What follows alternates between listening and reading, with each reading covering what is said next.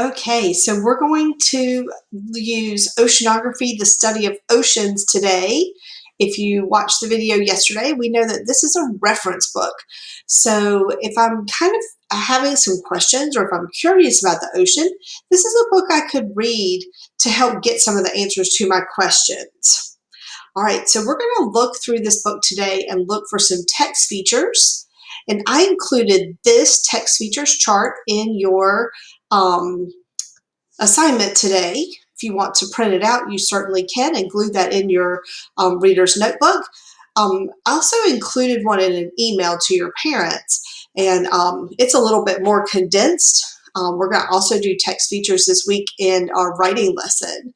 And so we're going to use this text features chart to help us identify some text features today.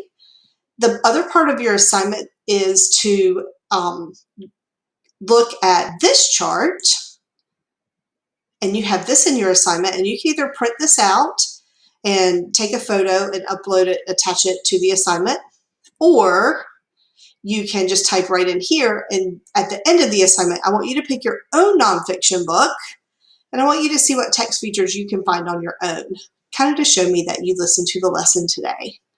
Okay, so back to the story. All right, so if we're looking at this cover and I'm thinking about where some text features might be, I see a big title, I see photographs, which helps me with nonfiction text. Title page. All right, so I'm going to stop right here. A reference book like this one might have like a table of contents, because if I only have questions about certain things like sea life, then I might only need to read chapter 4 in this book. If I'm not really interested in the history of oceanography, then I wouldn't maybe need to read that section. But if I was interested in discoveries, then I could look at this one. And so when I use a table of contents, I would know, like, if I just want to read about sea life, I could go straight to page 31 and hit that page first. We're not going to do that today because we're going to look for other text features. All right, so chapter 1, which we read yesterday, talked about started out with these questions. Did we know that the hot molten rock is oozing from the seafloor? Have you ever heard that whales sing as they travel? Can you imagine swimming beneath a thick sheet of ice? So if you were reading these questions, I might assume as the reader that these questions might be answered in this text. And I would think that the author would be giving me these questions because maybe these are some things that might pique my interest. It might help engage my schema, and therefore that's why she introduces the book like this. I think it's a she. Yes. Okay. So if I'm looking at this page again, we have some photographs. And you might notice that in the photograph, you're going to see things like these little captions. Even right here, there's a bigger caption. I like how this author changes the color. So on this page, if I go to 14, oops, I want to do this one. Let me go back here and here. So if I go to this one, I'm definitely seeing captions and labels. So I'm going to highlight that. And if we read the purpose on this text, it's going to help readers understand a picture or a photograph. So it's going to be single words or phrases, maybe even a short paragraph that kind of explains it a little bit better. So this type of text feature is a visual text feature. And so we usually think about, do text features help, like the visual text features help explain what's going on, what things look like, kind of gives information in a compact type of way, versus there are also text features that are navigators. So the text feature, I'm going to change colors for navigators. So like a text feature like table of contents, That's a navigator. It's going to help you move through the text and find information quickly. Okay, so I'm going to go back to the book. So we read this page the other day too, different views of the ocean. So we talked a lot about oceanographers and that some of them look at landforms, they look at the features under the seafloor, how there are volcanoes and mountain ranges, and they watch scalding hot water explode out of these holes in the seafloor. And then they also look at like long term, how do these features change? And so here we have pictures of oceanographers. So we recognize when we look at these pictures, it should help us think, oh, oceanographers can look like this man or they can look like this lady. Sometimes people probably work in teams. Sometimes people work alone. So when you're looking at text features, you want to really try to analyze, why did the author put these in here? Okay. The captions tell us about equipment. I might not be able to recognize what a buoy is if I haven't been on the water.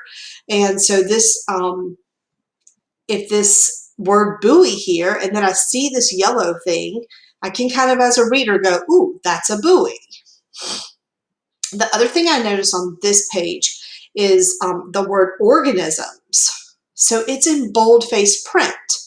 And that is a signal to me, the reader, that the author maybe wonders, will I know what an organism is? And so one cool thing that nonfiction books will do with those, and you may already know where I'm going with this, because we look at those bold-faced words in our scholastic news a lot. But if we skip over to the end, at the back of the book, I saw another bold-faced word there, salinity.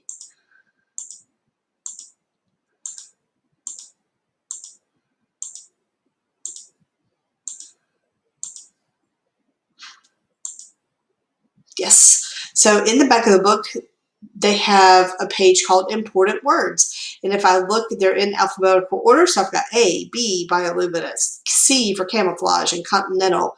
O is organisms, living plants or animals. And so if there's something that the author is wondering, will a student or will a young person be able to figure out what that word means? Maybe not. I'm going to give them a definition in the back of the book. Now, she calls this the important words, and on our text feature chart, we're going to call that a glossary. And a glossary is going to help us with word meaning. I'm just going to color that one orange. Okay? So back to the book. Ooh.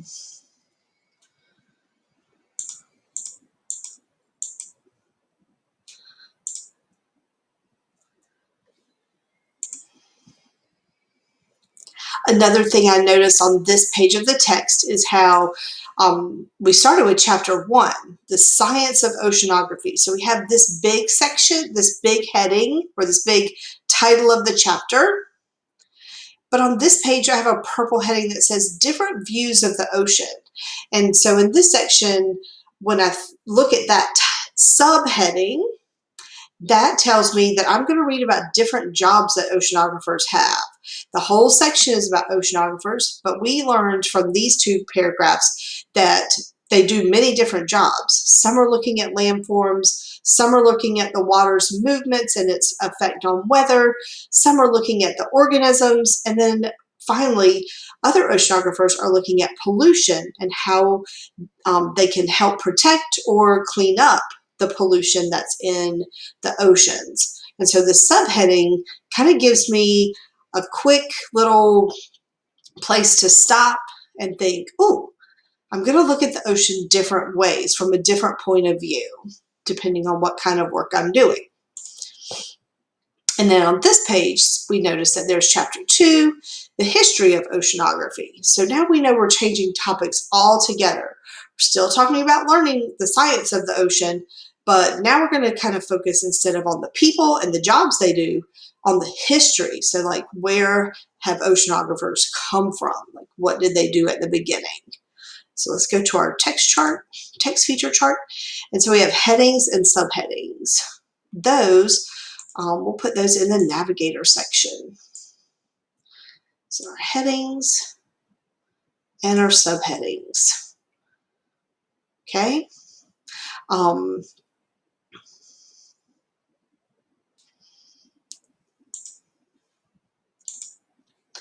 Okay, so in Chapter 2, the history of oceanography, I'll read this section since I haven't read it yet.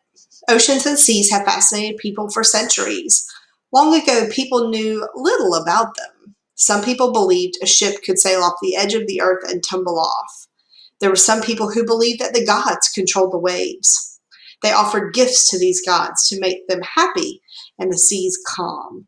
It says, long ago, people often imagined the oceans were filled with sea monsters like this. And then they show a picture.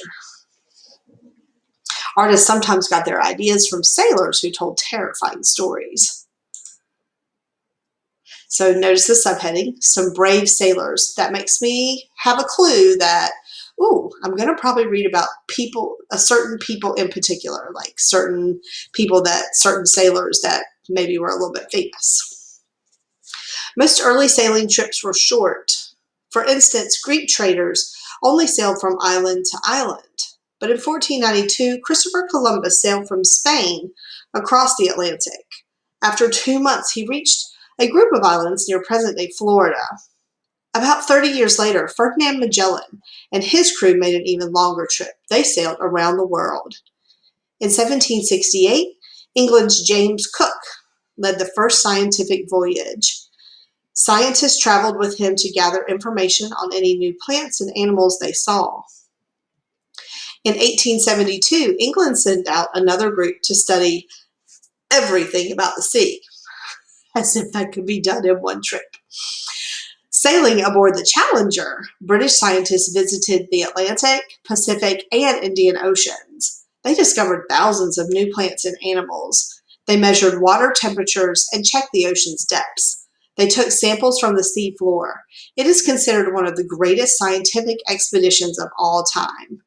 So again, on these pages, we see a picture of Magellan, and we learn another fun fact about him, that he died before they finished the trip, but his crew continued the journey even though he was gone.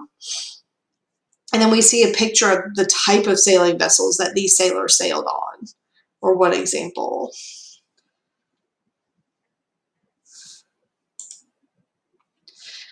All right, so we've got this heading, groundbreaking ideas. So this clues me in. Now we're not going to talk about the people. Now we're going to talk about things that they learned while they were on these trips. The years following the Challenger's journey were exciting ones. An American naval officer built a machine that could measure ocean depths. Oceanographers discovered amazing new types of plants and animals. In 1912, German scientist Alfred Wagner introduced his theory of continental drift. So you see that word continental? Where would we find that? That's right, in the back. Wagner claimed that the Earth's continents had once been joined as one big supercontinent. Over time, it broke into pieces and they drifted apart. They became known as the continents we know today. Scientists debated Wagner's ideas for decades. Parts of it were proven to be wrong, but his ideas set the stage for future oceanographers. In the 1950s and 60s, scientists discovered widening cracks in the sea floor. They found underwater mountain chains. These could only have been caused by movements of the Earth's crust. Today, scientists agree that the crust is broken into large, slowly moving plates. These plates collide, scoot apart, and grind against each other.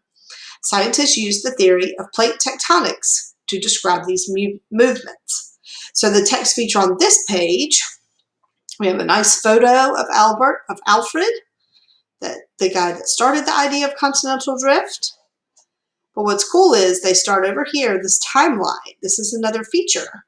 And so it shows you from how long the traveling and when each type and each group of scientists did their trip. So it kind of combines the information from the last page and this page into one graphic text feature. So this is a good visual to help put a lot of information into several little chunks. So instead of having all those sentences, it broke it down into 6 little chunks, and I can use that to go back and think, oh yeah, to help organize that information. So that's another good visual. Go to my yellow.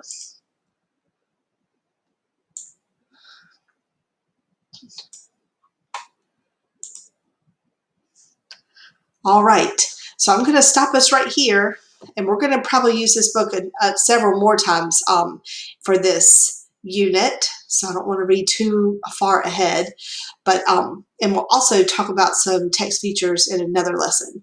So I'm going to stop here, and I'm going to let you click on the next slide to learn what to do today to finish out this lesson. See you on the next slide.